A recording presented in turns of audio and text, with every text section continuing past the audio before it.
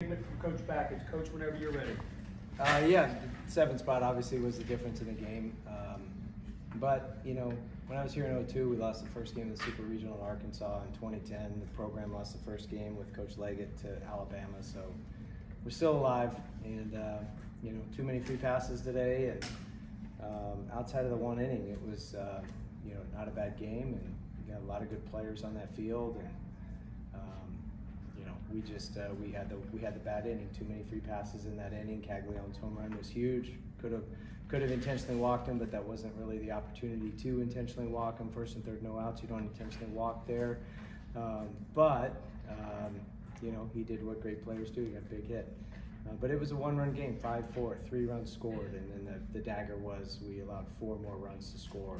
There was nobody on, no outs, you know, no big deal, and then 4 more runs scored. So that was a tough one. But you know, hey, chin up, chest out.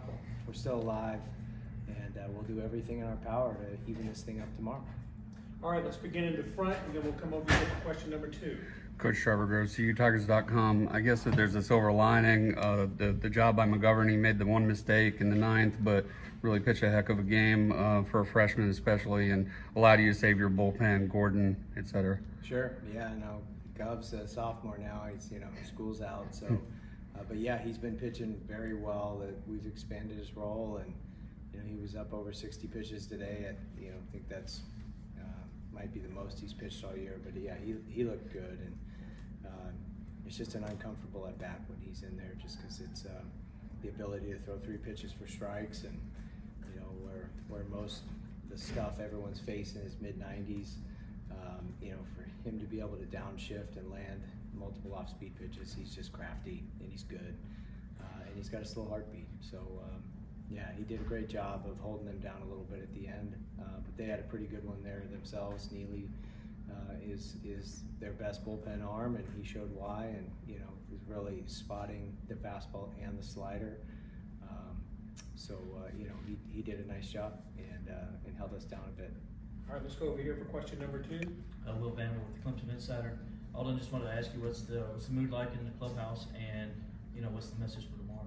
Yeah, I'd say our confidence isn't altered at all. We know we gotta win a series for a trip to Omaha. Obviously, losing game 1 isn't ideal, but just like we've been all year, backs against the wall, I think that's when we thrive and when we play our best. So, yeah, obviously it hurts a little bit to lose game 1, but there's no doubt in our minds that we're going out there tomorrow and winning game 2. Let's go to the second row. Next question. Yes. Darian Carter, Greenville News. Coach, in your opening statement, you referenced previous game 1s where the Clemson lost them. Where does that? I guess why reference those experiences, and how do they compare to this one heading to game 2 tomorrow? You reference it because it's the program, and it's collectively, you know, we've got our arms around the entire program, you know, going back a long way, and we've done that all year of just connecting with, you know, the alums of this program who've shared their experiences, and guys who have, you know, talked about playing in Omaha, and they had to do it the same way, where, you know, they took a punch in game 1. So, you know, you reference it just for the familiarity, knowing that guys who've sat in their seats and worn their shoes have done it the same way. But yeah, it's a series for a reason. So we've been in this position before, and you know, we've got a good pitcher going tomorrow, and we like our chances to even things up. And couldn't think of a better group of guys to be against the ropes and have to punch our way out, hit and pitch and defend and play our way, you know, off the ropes than with this team right here. So excited to see us come out tomorrow, like Alden said, with our backs against the wall. Any other questions? Let's go here and then here, and that may wrap it up depending on how long they are. Coach Chris, CUTigers.com. Talk about the hustle play by Jared Purify there on that fly ball that was in shallow right field. It got away from him, ended up on third base. Talk about that a little bit. That was just flat out a hustle play. Yeah, he's a hustle type of kid, and you know, he's got game-changing speed, and you know, some kids could be mad at themselves for popping up, but he was sprinting out of the box, and you know, to end up on third base there, that was huge, because he scored on a wild pitch, and that was a big run for us to extend our lead early. But that's the type of player he is. That's how he plays, and you know, he's fun to watch. Let's go to the front, please. Coach, obviously you're focused on winning this game and this series, but just curious, before the game, what were your thoughts? What was going through your head looking across into the other dugout and seeing Sully over there after all these years? Nothing. Nothing. Just the opponent, nameless, faceless. We had our pleasantries yesterday. Alden Mathis doesn't want to hear about my relationship with Sully.